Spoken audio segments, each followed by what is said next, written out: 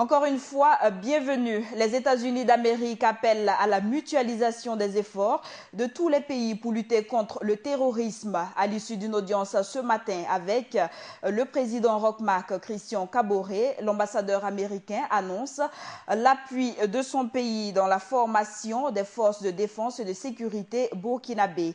Le reportage de Philippe Ada. C'est tout sourire et très décontracté comme à son habitude que Toulinabou Mouchengi a été reçu ce lundi 8 février 2016 par le président du Faso, Roch Marc Christian Kaboré.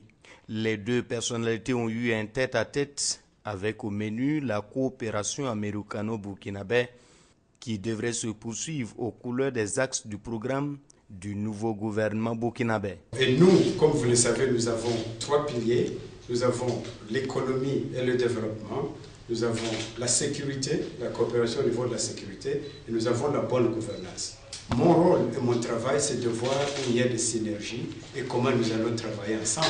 La sécurité, une actualité qui également a été abordée dans cet entretien entre Mouchengi et Kaboré, et à l'ambassadeur américain d'en appeler à la synergie des actions pour venir à bout du terrorisme sur le plan international. La lutte contre le terrorisme, c'est une bataille là qu'aucun pays ne peut gagner seul. J'ai tenu à répéter que nous tous, nous devons nous serrer les coudes pour lutter contre le terrorisme. Grands pays, petits pays, pays du Nord, pays du Sud, de l'Est, de l'Ouest, nous tous, on doit travailler ensemble. À ce titre, les États-Unis restent aux côtés du Burkina Faso et compte l'appuyer sur la formation des forces de défense et de sécurité. Il faut qu'il y ait des forces de sécurité qui puissent répondre, qui puissent réagir, qui puissent être là une fois que si ça arrive. Pour être là, ils doivent être formés, ils doivent être équipés et ils doivent être en mesure de faire le premier pas en attendant que les amis puissent vous aider aussi. Mais il faut former cette force de défense pour pouvoir réagir à ça. Les États-Unis d'Amérique sont aux côtés du Burkina Faso et le soutiennent dans plusieurs domaines qui relèvent des trois approches du gouvernement américain, à savoir les 3D, diplomatie, développement et défense.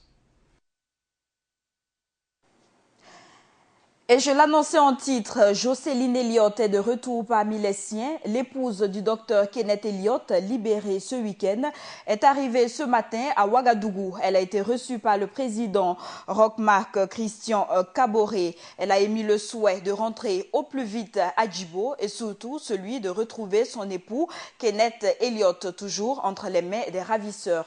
Et le reportage est signé Philippe Ada.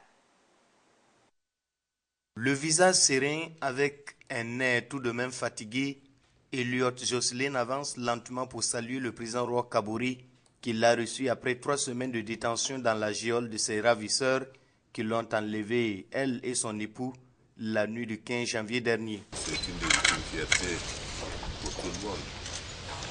L'Australie, le Burkina, pour le Niger, qu'elle ait pu être libérée.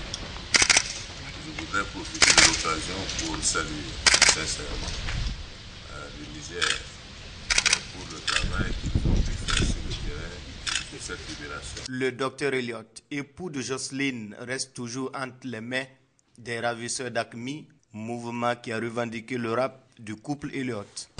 Le travail doit se poursuivre parce que le docteur Elliott n'a pas été encore libéré, mais nous avons bon espoir que ce sera quelque chose qui sera fait dans les prochains jours.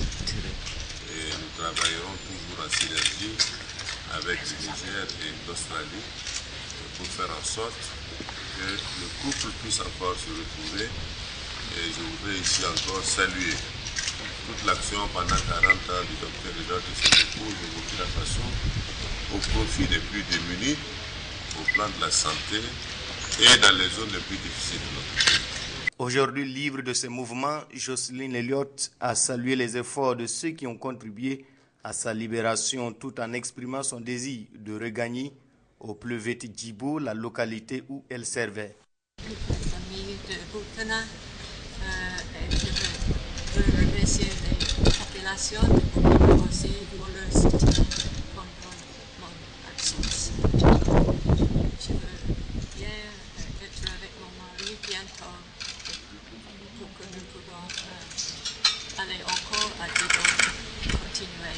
Jocelyne a été libérée la nuit du 6 janvier dernier. Et c'est visiblement affaibli que Jocelyne Elliott a été accueillie à sa descente d'avion ce matin par le ministre des Affaires étrangères, Alpha Bari. Et je vous invite à revivre le fil de son arrivée avec Hassan Nakro. 7h20, l'aéroport international de Ouagadougou. L'avion présidentiel nigérien fait son atterrissage sur le tarmac de l'aéroport. À son bord, l'époux Jocelyne Elliott, kidnappée le 15 janvier 2015 à Djibo, est libérée le samedi 6 février dernier. Une libération officiellement attestée par le président nigérien Mahamadou Issoufou lors d'un point de presse à Dosso au Niger. À sa descente d'avion, toute fatiguée avec un air de traumatisme, cette dame âgée d'environ 80 ans a été accueillie par le ministre des Affaires étrangères, de la coopération et des Burkinabés de l'extérieur, Alpha Bari. Après main dans la main, Jocelyne Elliott a été conduite par la délégation gouvernementale dans la salle d'attente pour un bref repos. Entre eux de l'équipe dirigée par le ministre Alpha Bari, l'épouse Elliott aurait eu sûrement quelques entretiens avec la délégation, même si la presse n'a pas arraché quelques mots de ces entretiens. Environ 30 minutes, tel a été le temps de repos de Jocelyne Elliott. À 8 heures, Madame Elliott sort de la salle toujours crispée mais sereine, accompagnée par la délégation et direction Kosiam, où elle est vivement attendue par le président du Faso, Roch-Marc Christian Kaboré. En rappel, Kenneth Elliott, l'époux de Jocelyne Elliott, est toujours dans les mains des ravisseurs et aucune date probable n'a été fixée pour sa libération. Mais le gouvernement burkinabé et nigérien avaient souligné qu'ils feront de leur possible pour parvenir à la libération de Kenneth Elliott.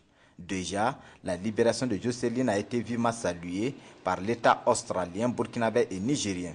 Ce couple australien était au Burkina depuis 40 ans et évoluait dans le domaine humanitaire avec la mise en place d'une clinique à Djibo pour le bonheur de la population de cette localité du nord du Burkina. Et nous poursuivons cette édition avec d'autres informations. Le président de l'Assemblée nationale, Salifou Diallo, a eu une matinée assez chargée, 3 audiences au programme. Il a reçu des mains des responsables du cercle des journalistes camerounais, Amis de la paix, le prix d'excellence africaine 2015. Et Salifou Diallo a eu aussi des échanges avec l'ambassadeur d'Algérie au Burkina et le ministre des Affaires étrangères du Niger. Et la libération de Jocelyne Elliott et le rapt de son mari étaient au cœur des discussions. Cheikh Omar Bondogo pour plus de précisions. Encore une journée d'audience pour le président de l'Assemblée nationale burkinabé. En l'espace d'une heure, il a reçu 3 personnalités. D'abord, le cercle des journalistes camerounais Amis de la paix venu lui remettre le prix d'excellence africaine 2015. Ensuite, l'ambassadeur d'Algérie au Burkina, lui, est venu traduire la compassion du peuple d'Algérie à celui du Burkina Faso, mais aussi aborder des questions de coopération entre les deux pays. La formation des ressources humaines.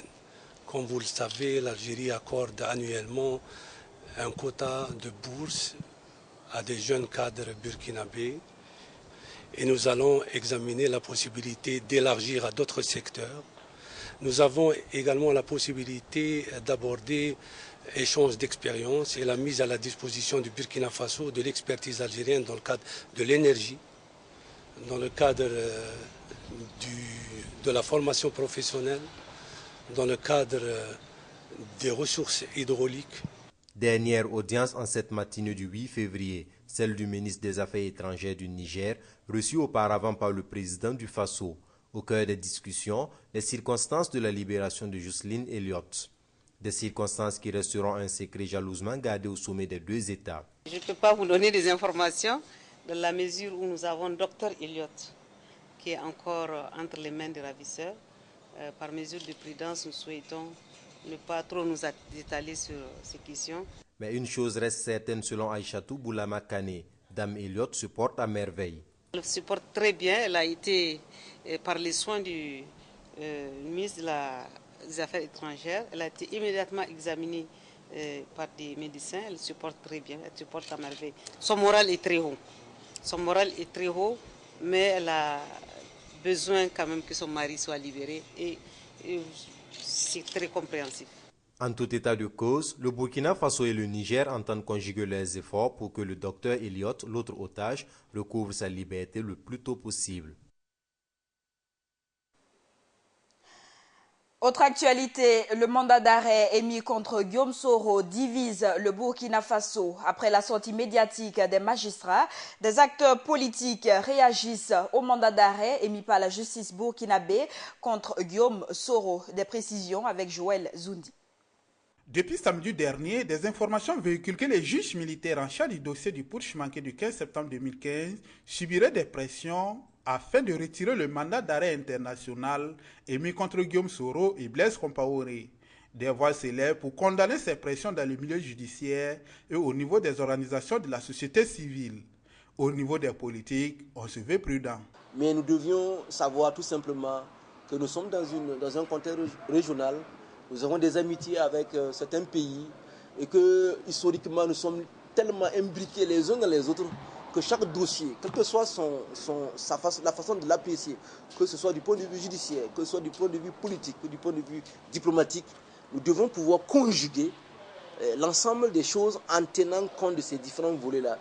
Mais ce qui doit nous guider surtout, c'est véritablement les intérêts du développement de notre pays. Il faut que chacun mette l'eau dans son vin et puis bon, on essaie de voir. Parce que comme je l'ai dit, c'est la sous-région qui gagne, ce sont nos populations qui gagnent.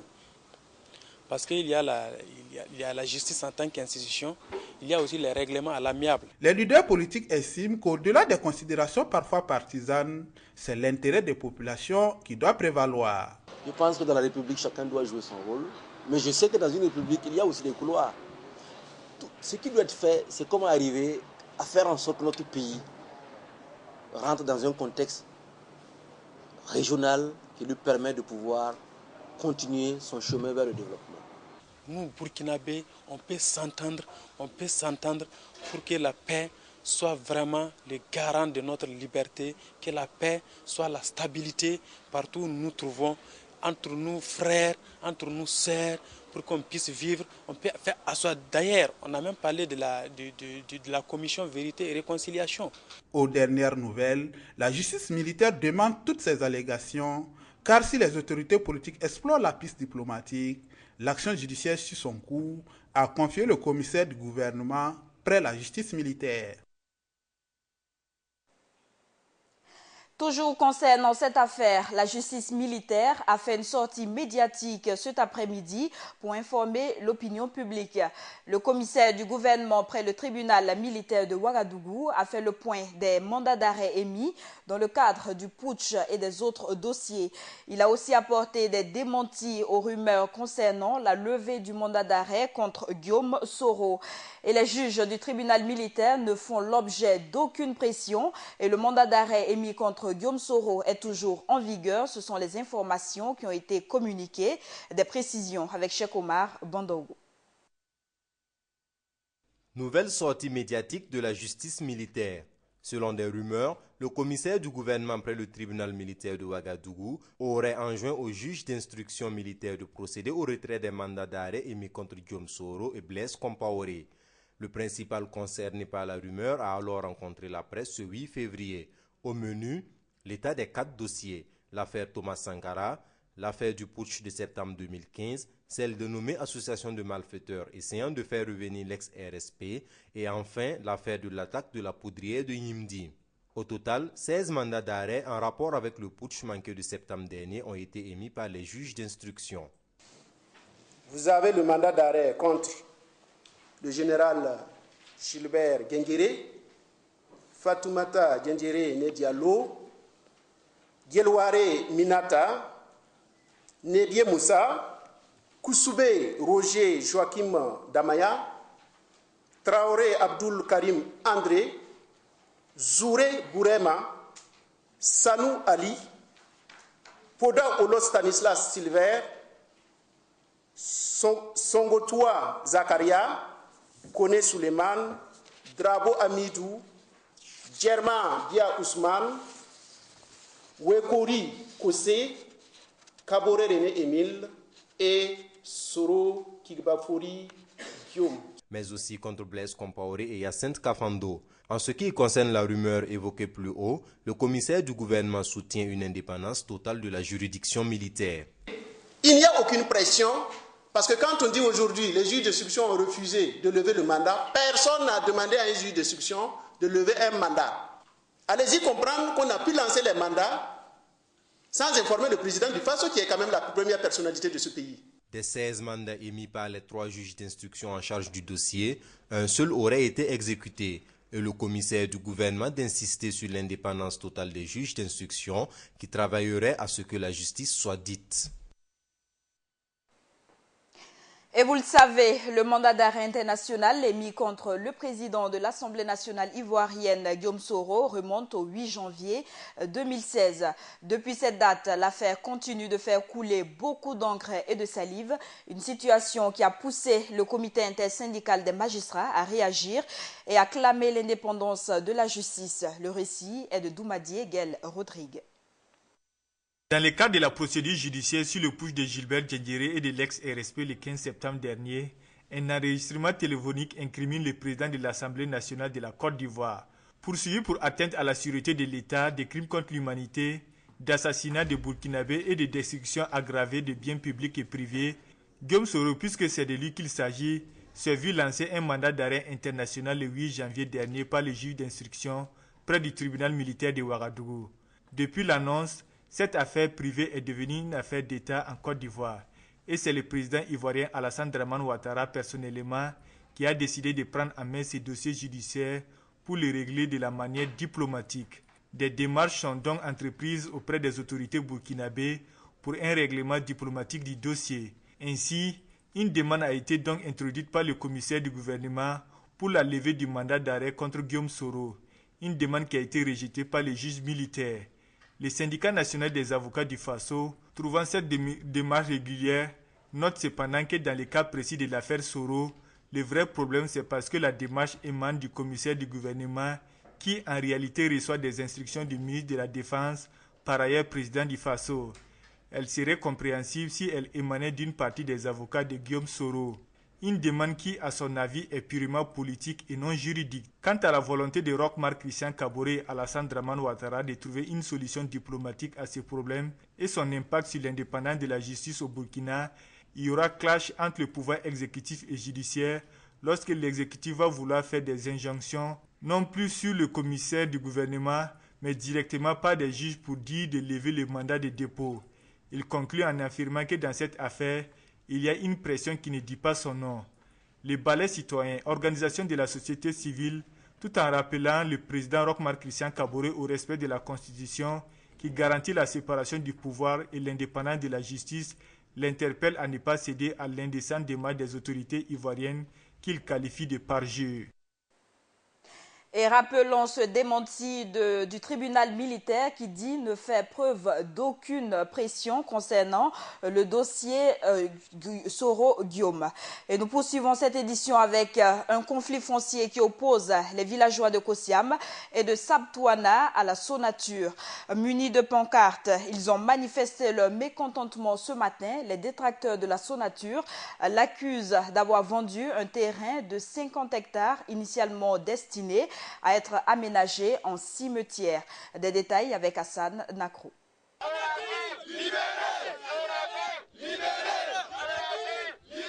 Les habitants des villages de Kossiam et de Sabtouana sont mécontents de l'exploitation de leur terrain par la Sonature.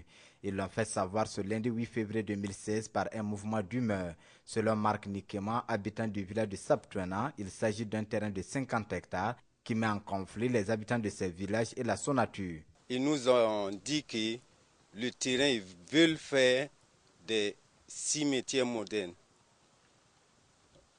L'ex-chef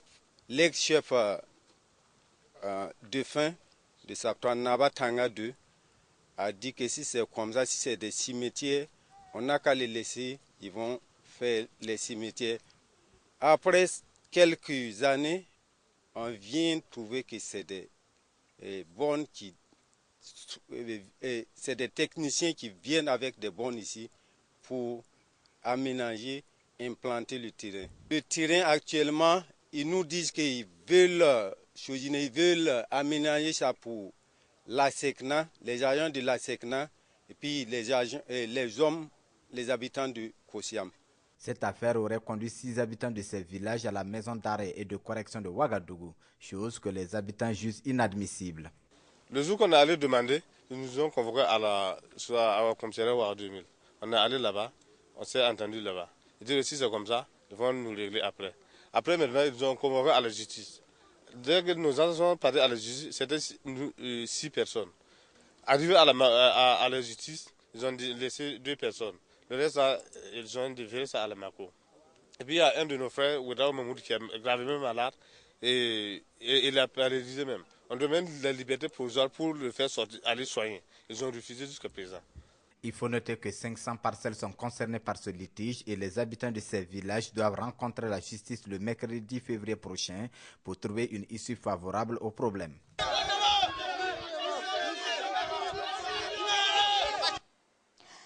Et les fidèles catholiques ont effectué hier le pèlerinage diocésain de l'année 2016. Ce sont des centaines de milliers de catholiques qui se sont retrouvés au sanctuaire Notre-Dame de Yagma pour la célébration officiée par le cardinal Philippe Ouedraogo. Dans son message, le cardinal a appelé les Burkinabés à travailler pour l'unité nationale, la cohésion sociale, la paix véritable et durable. Le tout basé sur une tolérance, le pardon, le dialogue, la réconciliation et la justice. À présent, de l'actualité culturelle, des artistes burkinabés ont chanté hier à la place de la Nation pour inviter la population à ne pas céder face à la menace terroriste. Ce concert, initié par Burkina Debout, a réuni plusieurs artistes. Le ministre de la Culture, Tahirou Barry, était aussi présent. Gaël Rodrigue y était également.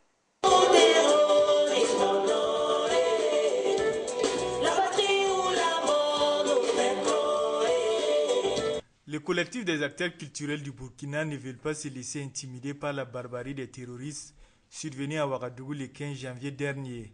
Ils l'ont exprimé à travers un concert organisé ce 7 février 2016 à la place de la Nation de Ouagadougou. Manière aussi de contribuer pour donner toujours la confiance à la population burkinabé et donner aussi du courage à ceux qui nous gèrent aussi, de continuer dans le courage et de dire au peuple de ne pas sombrer dans la peur, de sortir pour vivre. De toute façon, quoi qu'on dit, d'abord c'est tout partout. Et c'est pas parce que des gens sont venus de là où des chiens sont venus nous aider pour jouer avec notre foi que nous allons replier sur nous-mêmes et être dans la peur. Il faut continuer de vivre et en même temps rester toujours debout parce que le Burkina Faso doit aller de l'avant. Cette manifestation a vu la participation de plusieurs acteurs du monde culturel, avec à sa tête le ministre de la Culture. Le peuple burkinabé a traversé beaucoup d'épreuves, mais ce qu'on oublie de dire, ces épreuves nous ont aguerris, ces épreuves nous ont fortifiés, ces épreuves ont créé en nous, ont forgé en nous une forte conscience civique et patriotique. Je dis honneur à nos artistes qui ont toujours été au cœur des combats populaires. Et ce soir, nous disons avec force que la flamme de la résistance ne baissera jamais. Elle ne va jamais s'éteindre et ensemble, nous allons toujours résister, nous allons aller de l'avant et nous allons triompher. En prélude à ces concerts, une caravane de sensibilisation pour venir à bout du terrorisme a été organisée dans les différents quartiers de la ville de Ouagadougou.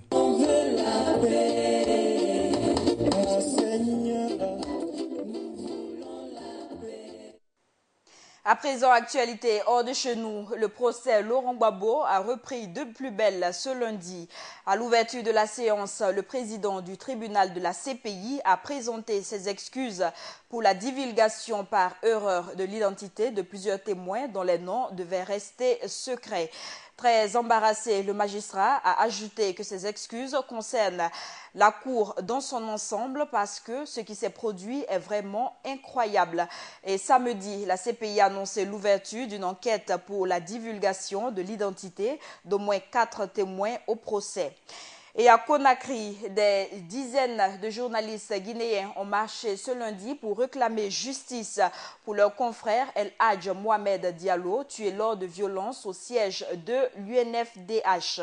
Il prévoit également organiser une journée presse morte demain pour interpeller les autorités.